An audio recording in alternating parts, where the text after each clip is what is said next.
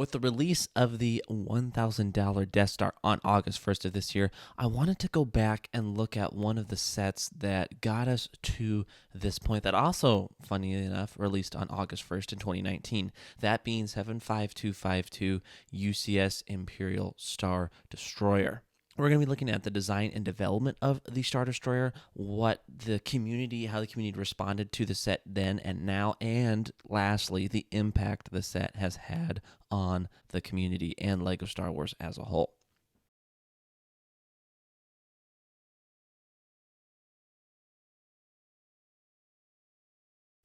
There's some fascinating information behind the design and development of this LEGO Star Wars set, and the majority of the information that I was able to gather is actually from the Q&A section with the head of LEGO Star Wars, Jens, and the set designer, Henrik Anderson, who designed a lot of LEGO Star Wars sets. And not just Star Wars sets.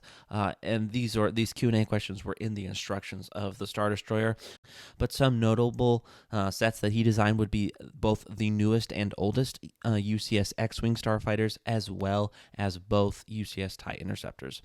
Also, both AT-AT walkers from 2020 and around that time, so the UCS AT-AT and the 2020 AT-AT, and the fun Snowtrooper Battle Pack. So that's kind of his repertoire for just a few sets. He designed a lot of other sets, but those are a few of the standout LEGO Star Wars sets. This would not be the first Star Destroyer in this scale. That would be 2002's UCS Star Destroyer. And this set, one of the big goals that they wanted for this Imperial Star Destroyer over the last one, was talked about by Jens, was making sure that this 2019 Star Destroyer did not sag and droop like the 2002 model tends to do.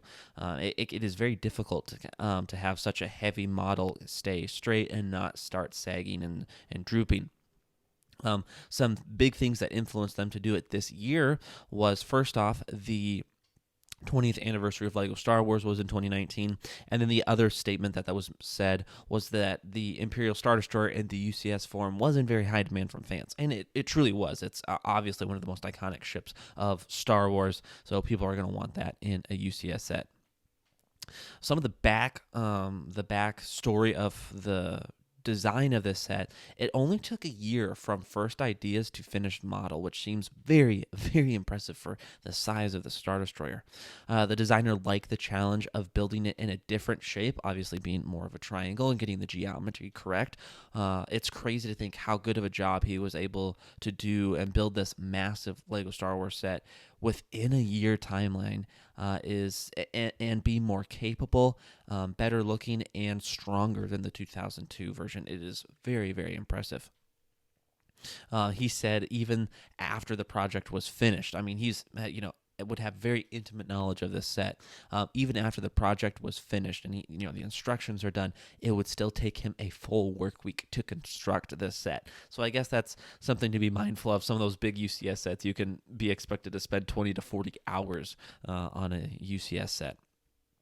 This is also the first LEGO Star Wars set to feature minifigures with dual molded legs, being that Imperial officer. Sadly, it seems to be something that kind of flew over their heads for this Star Destroyer, not giving out the same amount of dual molded legs for Imperial officers, but that's beside the point. Truly, this set is massive.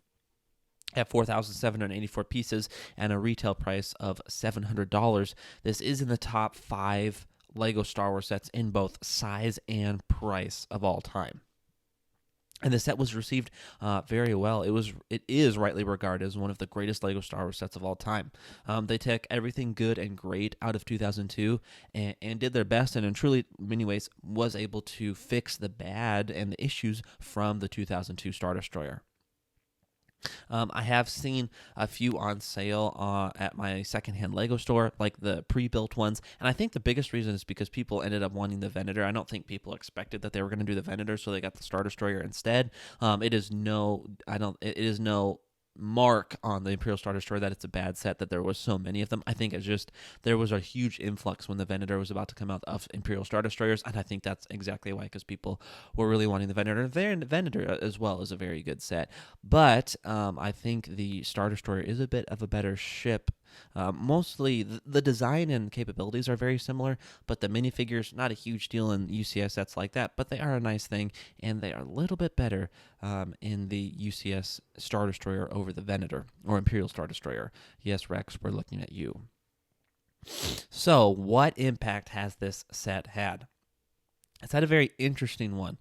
This was not the first large-scale Lego Star Wars set with higher prices. The true beginning of that road, we need to look towards heading towards the $1,000 Death Star. It needs to be both Millennium Falcons, but that's a story for another time.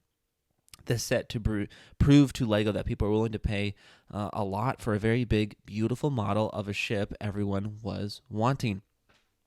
It is a bit crazy on the price at $700. I think it's still worth it, but it is interesting to think that the 2002 Star Destroyer adjusted for inflation was only $415 in 2019 from $270, but the 2013 Star Destroyer, or 2019, excuse me, 75252 does have 33% more pieces, so it does kind of correlate to 33% more in price. I'm like, you do have the pieces to back up. I don't think it's a bad deal at $700, unlike some other Lego Star Wars sets. Overall, the set has had a very positive response from the community. But